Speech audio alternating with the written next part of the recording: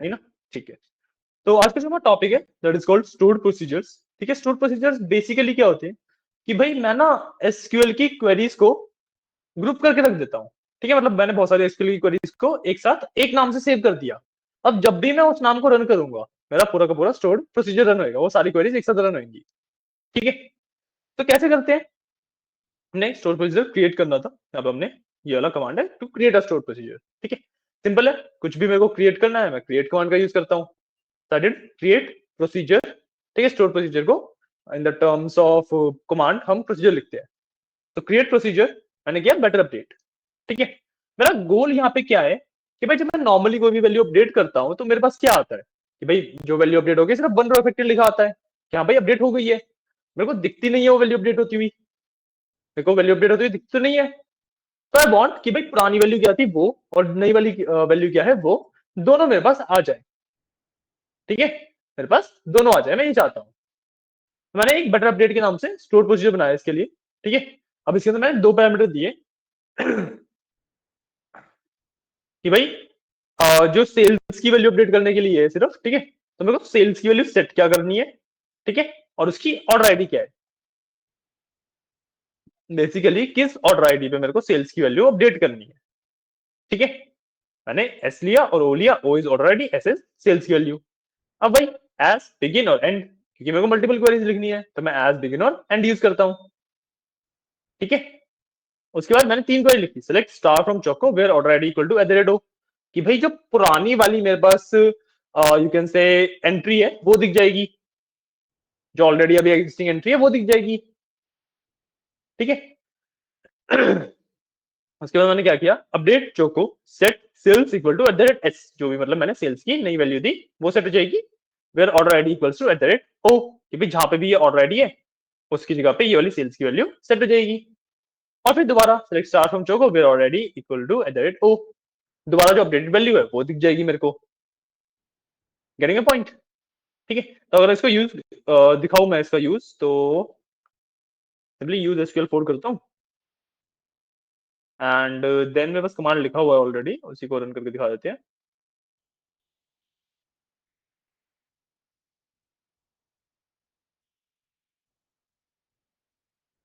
ठीक है, ये था। इस तरीके से मैं अपने स्टोर प्रोसीजर को एग्जीक्यूट करता हूं। अब मैं ना वैल्यू लेट से 165 करनी है मेरे को। ठीक है, इस ऑलरेडी की सेल्स की वैल्यू मेरे को 165 करनी है। मैं नॉर्मली करता मेरे को सिर्फ 1 रो इफेक्टेड दिखता, आउटपुट में सिर्फ 1 रो इफेक्टेड दिखता। अब मैं इस तरीके से करूंगा ना तो मेरे पास पहले क्या वैल्यू थी और अब क्या वैल्यू होगी दोनों आएगा। देखो, ये पहले वाली आ गई, ये नई वाली आ गई। समझ आ रहा है? ये पहले जो मेरी सेल्स की वैल्यू थी दैट वाज 148, और अभी भी 148 ही है। Give me a second. क्यों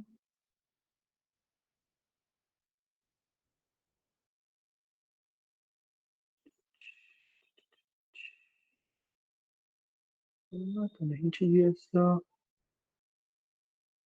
तो प्रॉफिट की वैल्यू चेंज कर रहा हूँ। अच्छा, मैंने यहाँ पे इसको ओके बाद में मैंने मॉडिफाई कर दिया प्रॉफिट की वैल्यू चेंज करने के लिए। प्रॉफिट की वैल्यू पहले 400 थी, अब 165 हो गई। ठीक है ना? मैंने ऊपर वाले में बेसिकली इस तरीके से मैंने क्रिएट किया था। फिर इसको मैं ऑल्टर प्रोसीजर करके भी कर सकता हूँ। ऑल्टर किया मैंने, प्रॉफिट की वैल्यू कर दी यहाँ पे। बेसिकली प्रॉफिट की वैल्यू अपडेट होती है। ठीक है, तो पहले प्रॉफिट की वैल्यू यहाँ पे दिख रहा है कि भाई ओरिजिनल वैल्यू जो थी वो 400 थी, यहाँ पे 165 हो गई है। समझ आया? क्लियर है? कोई डाउट नहीं ना? ये बड़ी वाला काम कर लो। This is your procedures. ठीक है, पहले क्रिएट कर लेना, उसके बाद उसको अपडेट कर लेना। देखो अपडेट करने का भी प्रोसेस सिंपल है, ऑल्टर प्रोसीजर दिस एज, और बस मैं बॉडी लिख देता हूँ उसकी। तो जो भी मेरे को चेंजेस करने हैं इस प्रोसीजर के अंदर मैं इस तरीके से चेंजेस भी कर सकता हूँ। ठीक है, चलो पहले यहाँ से इसको क्रिएट कर लो, फिर इसको अपडेट कर लेंगे। एंड रिमेंबर कि जो आपने ये ऑर्डर आईडी वगैरह लिखा है ना, तो मेरे में ऑर्डर आईडी के नाम से था, ये सेल्स के नाम से था। ये आपको वेरीफाई करना पड़ेगा आपके टेबल में किस नाम से है। ठीक है ना? इस चीज का ध्यान रखना। ठीक है, चलो ये वाला पार्ट फिर आगे बताता हूँ। मेरे को 1 मिनट और देना, तो 1 मिनट देना, 1 मिनट में दिखाता हूँ मैं आपको ये ना।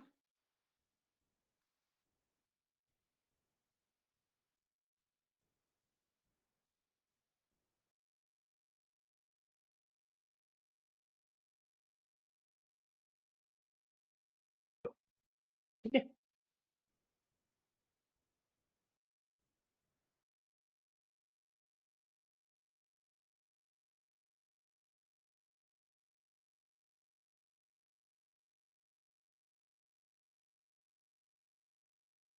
ठीक है, स्टोर प्रोसीजर वाले पार्ट के बाद हम ट्रांजेक्शन वाला पार्ट और कंप्लीट करेंगे। ठीक है।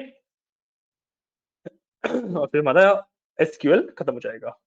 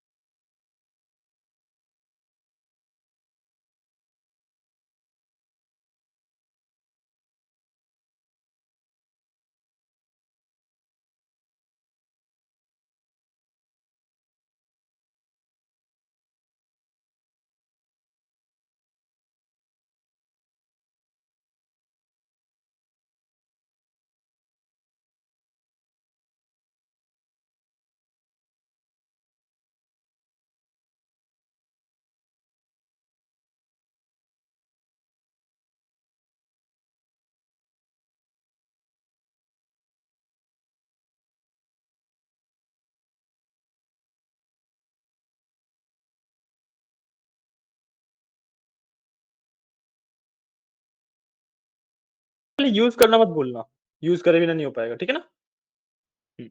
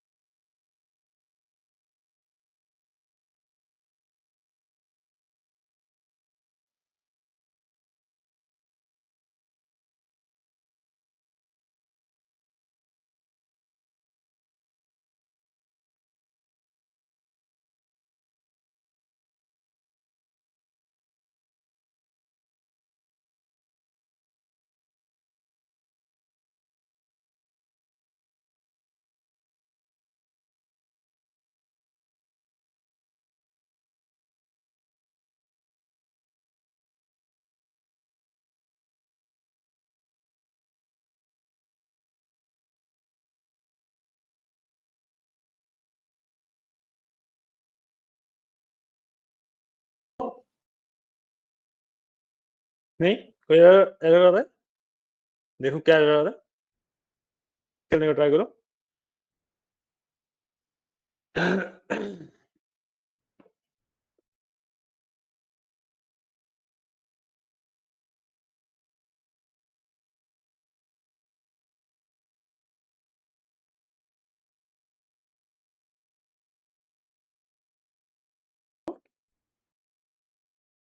क्या हुआ? हाँ, तो आपने मैंने बोला था ना कि आपको अपने वाले के हिसाब से नाम रखने हैं। मेरे वाले में और आपके वाले में नाम अलग अलग हो सकते हैं। तो देखो आपके वाले में क्या नाम है, उसके हिसाब से नाम रखो।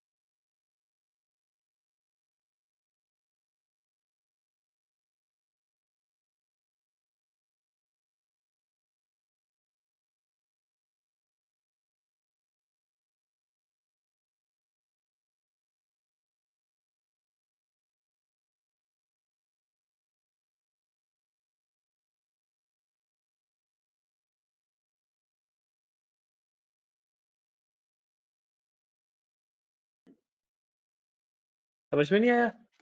देखो, जो ये ऑर्डर आईडी है या सेल्स है, ये आपके हैं कॉलम के नाम। अब मेरे में और आपके में कॉलम के नाम डिफरेंट हो सकते हैं।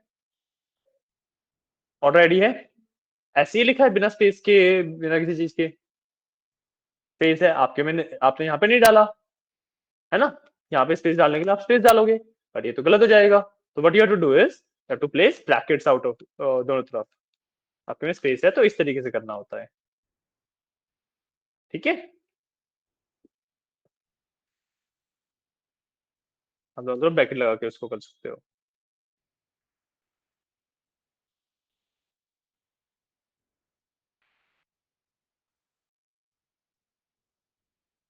ठीक है, इसके बाद हो जाएगा।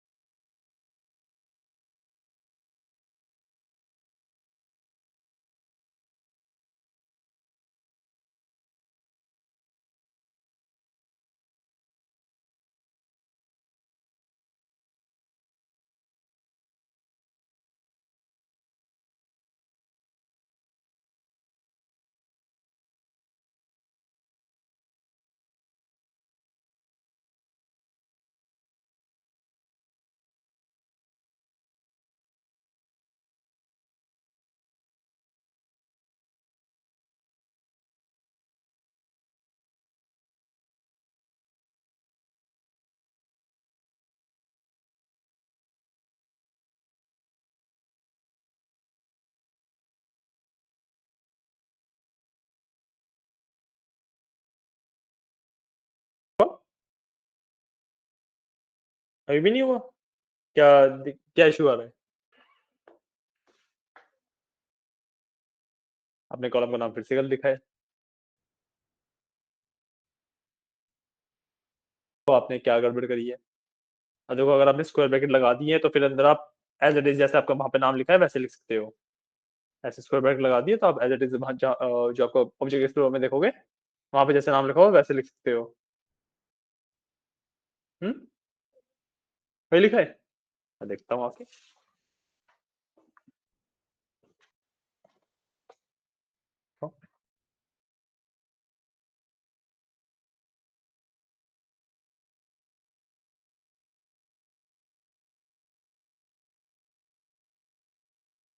लगने से पानी लीक हो रहा है क्या?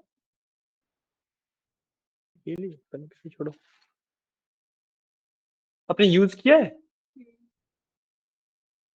अरे, आप ऑर्डर्स में देख रहे हो? आपको किसमें देखना है? चोखो में। टेबल पे तो देखो ना कौन सा यूज कर रहे हो आप। इसमें ऑर्डर अंडरस्कोर आईडी है। इन सब चीजों का ध्यान नहीं रखोगे तो कैसे काम चलेगा?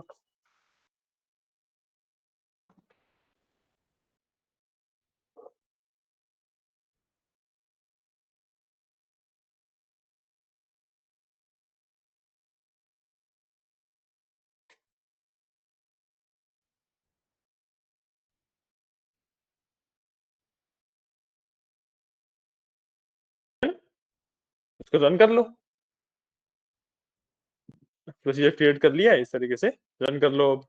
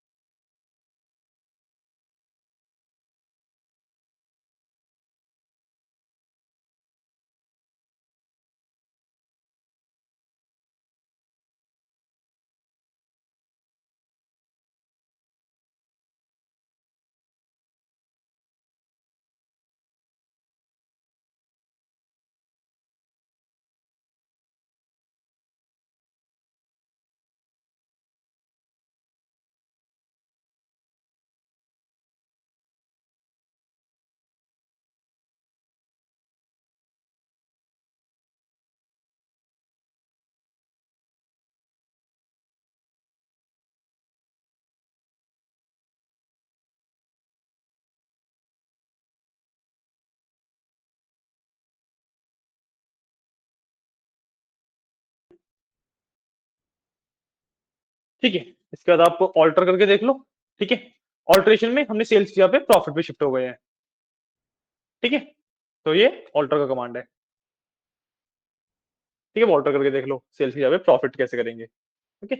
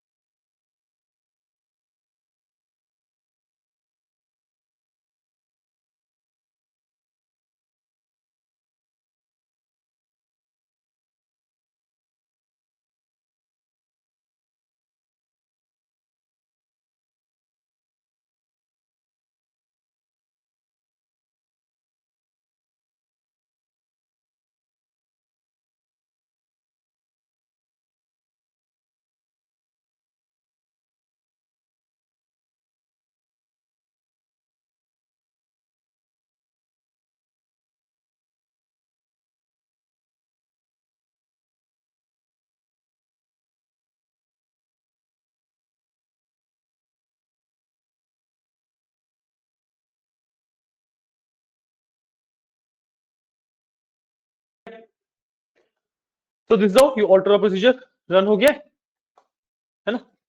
इसके बाद मेरे पास एक लास्ट पार्ट जो बचता है वो बचता है ट्रांजेक्शन का। ठीक है, ट्रांजेक्शन के बाद मेरे पास एक थ्योरेटिकल टॉपिक बचता है विच इज कॉल्ड नॉर्मलाइजेशन, तो वो कल की क्लास में करेंगे।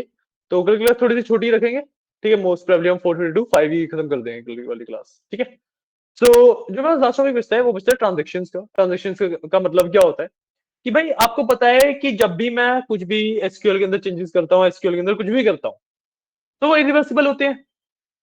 मतलब अगर मैंने कोई एक बार चेंज कर दिया, एक बार मॉडिफिकेशन कर दिया, तो मैं उसको लाइक कंट्रोल जेड नहीं कर सकता, राइट। तो उसी का सॉल्यूशन होता है ट्रांजेक्शन। ट्रांजेक्शन बेसिकली मतलब क्या है कि भाई अगर मैंने एक बिगिन ट्रांजेक्शन लिखा, उसके बाद डिलीट फ्रॉम चोको रन किया, ठीक है, तो चॉकलेट में से सब कुछ डिलीट हो जाएगा। मैं करके भी दिखाता हूँ। मैं सिलेक्ट स्टार फ्रॉम चोको करता हूँ पहले, ठीक है। यहाँ पे अगर आप नीचे देखो तो चॉकलेट वाले टेबल के अंदर जितना भी डेटा था सारा दिख रहा है, ठीक है। अब मैं नॉर्मली अगर डिलीट फ्रॉम चोको करूंगा तो ये सारा डेटा डिलीट हो जाएगा और फिर मेरे को डेटा वापस नहीं मिल सकता। But what I will do is मैं बिगिन ट्रांजेक्शन रन करूंगा पहले, मेरा ट्रांजेक्शन स्टार्ट हो गया। अब अगर मैं चॉकलेट में से डिलीट करूंगा ना, देखो मैंने डिलीट फ्रॉम चोको किया, सब कुछ डिलीट हो गया, और मैं सिलेक्ट स्टार फ्रॉम चोको करूंगा तो मेरे को हाँ सब कुछ डिलीट दिखेगा भी, ठीक है। मैं लेट्स से मेरे को ये डेटा ना वापस चाहिए, मैं वापस लाने के लिए what I can do is I can do roll back, ठीक है। I can do roll back, ठीक है। और अगर मेरे को ये वाला जो डेटा मैंने डिलीट किया था इसको एज इट इज करना होता, मतलब इसको फाइनलाइज कर देना होता, तो मैं करता कमिट, ठीक है। ये होता है सिंपल सा प्रोसेस ऑफ ट्रांजेक्शन, ठीक है। एक मिनट रुकना, अच्छा हो रही है शेयर, ठीक है। ये होता है सिंपल सा प्रोसेस ऑफ ट्रांजेक्शन, ठीक है। इसके अंदर आप कमांड्स को किस ऑर्डर में रन करते हो वो बहुत ज्यादा मैटर करता है, ठीक है। तो सबसे पहले आपको बिगिन वाली कमांड ही रन करनी है, ठीक है। उसके बाद whatever you want to do, delete करना है, सेलेक्ट करना है, इंसर्ट करना है, कुछ भी करना है वो कर सकते हो, ठीक है। लास्ट में यू हैव ऑप्शन कि आप या तो रोल बैक कर लो या कमिट कर लो। अगर आप कमिट करोगे तो जो चेंजेस आपने बनाए थे, जो चेंजेस आपने किए थे वो सेव हो जाते हैं। अगर रोल बैक किया तो मतलब वो चेंजेस डिस्कार्ड हो जाते हैं, जिस जैसा डेटाबेस आपका पहले था वैसा ही वापस हो जाता है। समझ आया सिंपल कंसेप्ट ट्रांजेक्शन का, तो ज्यादा मुश्किल नहीं है ना। तो ये वाला पार्ट कर लो, ये रहेगा आपका लास्ट पार्ट। समझ आया सब कुछ, है ना। ठीक है, एसक्यूएल के असाइनमेंट्स मैंने आपको शायद से शेयर कर ही रखी है, कर रखी है ना। हाँ, तो वो करने स्टार्ट कर दो अब, एक्सेल के एसक्यूएल के दोनों के। और फिर हम परसों से पावर बीआई स्टार्ट करेंगे, कल हम अपना एसक्यूएल खत्म कर देंगे।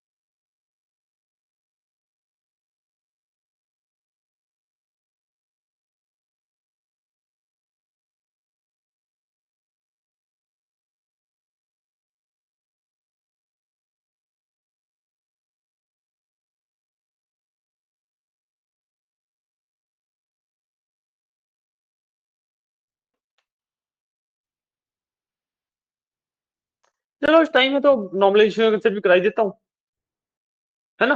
आप ये कर लो, चलो नॉर्मलाइजेशन का कंसेप्ट भी कराई देंगे और फिर आज क्लास खत्म करेंगे फिर। डिलीट कर देते हैं, दोबारा भेज देंगे।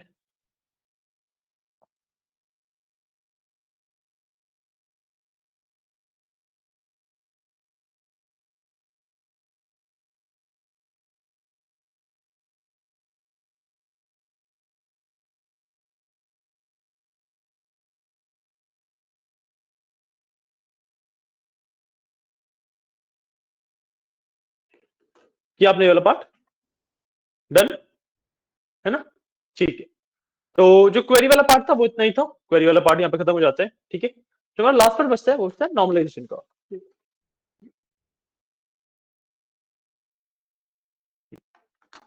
ठीक है, लास्ट पार्ट बचता है जो हमारा वो बचता है नॉर्मलाइजेशन का।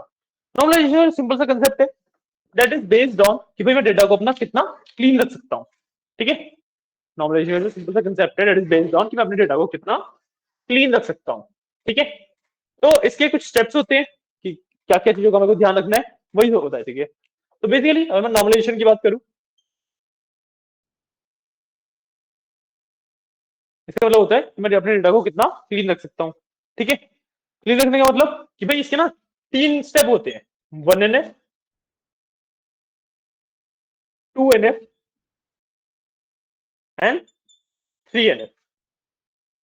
ठीक है, 1NF का मतलब कि भाई अगर मेरा डेटा कुछ इस तरीके का है, मान लो एक है आईडी और एक है स्किल, तो मैं इसको इस तरीके से नहीं रख सकता। वन में एसक्यूएल भी है, कॉमा पाइथन भी है। ठीक है, इस तरीके से अलाउड नहीं है, मेरे को क्या करना पड़ेगा, इसको कन्वर्ट करना पड़ेगा इस तरीके के कुछ फॉर्मेट में। तो ID skill 1 2 SQL and Python. ठीक है, इस तरीके से 1NF होता है। ठीक है, 2NF क्या होता है कि भाई मेरे पास ना डेटा को सेग्रीगेट रखना होता है, मेरे को मेरे डेटा को सेग्रीगेट रखना होता है। कैसे कि अगेन एक एग्जांपल लेते हैं, मान लो मेरे पास 4 कॉलम है, एक है student ID, student name, course ID, professor name. ठीक है, ये 4 है, इसके अंदर लेट्स से 1 2 3 कुछ कुछ नाम है इनके, और कोर्स आईडी इसके पास 4 4 5 और कुछ कुछ नाम है अगेन। ठीक है, तो अब इसके अंदर 2 आईडीज हो गई। ठीक है, तो जो ये वाली सीआईडी हुई, कोर्स आईडी हुई, वो नॉन डिपेंडेंट हो गई, है ना? जो प्रोफेसर नेम है वो कोर्स के ऊपर डिपेंड करता है, स्टूडेंट के ऊपर नहीं। एक स्टूडेंट को प्रोफेसर नहीं दिया जाता है, एक कोर्स को एक प्रोफेसर दिया जाता है। तो what I will do is, इसको मैं इस तरीके से कन्वर्ट करूंगा, बस एक टेबल बनेगा इसमें से स्टूडेंट आईडी का with student name and course ID का। ठीक है, पहला पार्ट करूंगा, so 1 2 3 whatever the names are 4 4 5, और एक टेबल और बनेगा जिसके अंदर मैं course ID, course name and professor name रखूंगा। ठीक है, इसके अंदर 4 और 5 रहेगा, what ever the course name is, what ever the professor name is. ठीक है, आईडी या तो फॉरन होनी चाहिए या प्राइमरी होनी चाहिए, उसके अलावा कोई भी आईडी एग्जिस्ट नहीं कर सकती है। ठीक है, मैंने तो 3NF में कोई बार क्विकली गो थ्रू करना है।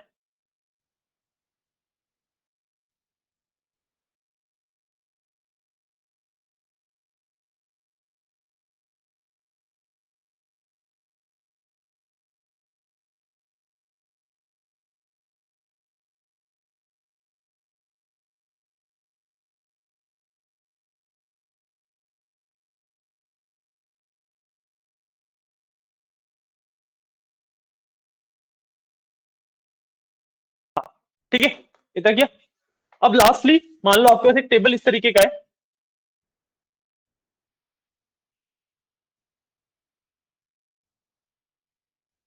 ठीक है, इसमें है एम्प्लॉय आईडी,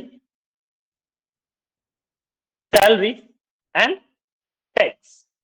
लेट्स से 1 2 3 हमने 3 आईडी ले ली। सैलरी इसकी 50 के थी, इसकी 60 के थी, और इसकी 30 के थी। ठीक है, टैक्स हो गया लेट्स से ले लेते हैं, ठीक है, हो गया 5000, 5 के, 6 के, 3 की। So this is wrong. ठीक है, क्यों? क्योंकि ये एक कैलकुलेटेड वैल्यू है, जो टैक्स है ये एक कैलकुलेटेड वैल्यू है ना? तो मैं कोई भी कैलकुलेटेड वैल्यू को एक टेबल में डेटा की तरह नहीं रखता। What I will do is, मैं एक एम्प्लॉय आईडी और सैलरी का सिर्फ एक टेबल बनाऊंगा, ठीक है, इसके अंदर 1 2 3 50 के 60 के 30 के और जो टैक्स है उसका एक बनाऊंगा फंक्शन कि भाई सैलरी का 10% है तो सैलरी इंटू 0.1। जो भी कैलकुलेटेबल मेरे पास फील्ड्स होती हैं उनको मैं कभी भी डेटा के अंदर नहीं रखता, उसको हमेशा मैं अलग से फंक्शन में या फिर व्यू में या जिस भी तरीके से स्टोर करना है उस तरीके से स्टोर करता हूं। ठीक है, और अब ऐसा नहीं है कि भाई आप 1NF 2NF 3NF रेंडमली लगा सकते हो। आपके पास आपको नॉर्मलाइजेशन करना है तो आपके पास रॉ डेटा होगा। ठीक है, आपके पास जो रॉ डेटा होगा उसके ऊपर सबसे पहले 1NF होगा। ठीक है, उसके बाद 2NF होगा और उसके बाद ही सिर्फ 3NF हो सकता है। ठीक है, ये इसी तरीके से स्टेप बाय स्टेप चलता है। अब ऐसा नहीं है कि रॉ डेटा के ऊपर सीधा आप 3NF कर सकते हो, that is not allowed. Clear, normalization भी समझ आया। ठीक है, तो विद दैट आपका एसक्यूएल भी खत्म होता है। ठीक है, छोटा सा ये टॉपिक था, इसकी मैं एक बार फोटो खींच के आपको ग्रुप पे भी डाल देता हूँ और बाकी आप नोट भी कर लेना इसे। ठीक है,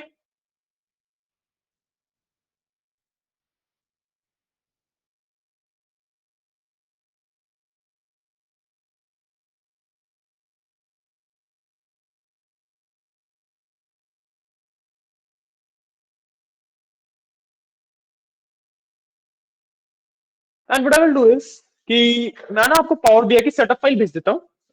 पावर बीआई की सेटअप फाइल भेज देता हूँ आपको। नेक्स्ट क्लास में हम पावर बीआई स्टार्ट करेंगे तो आप उस फाइल को इंस्टॉल रखिएगा। एंड मैंने आपको एसक्यूएल के असाइनमेंट्स पहले भेज रखे हैं, तो या इतना ही पार्ट है। तो just give me a second.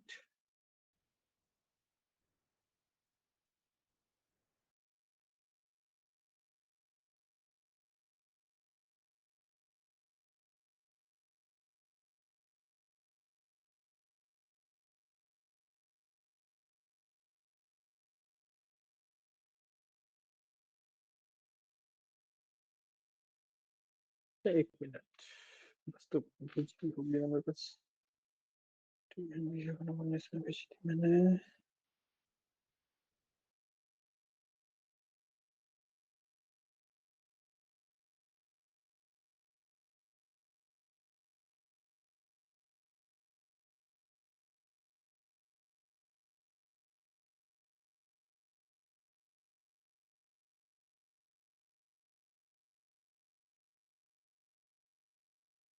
इसमें नहीं भेजी हुई है।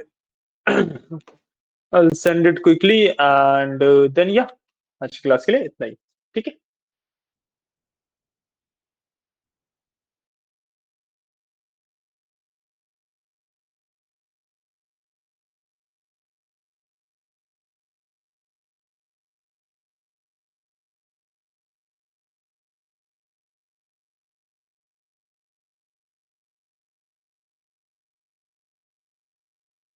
चलो, थैंक यू।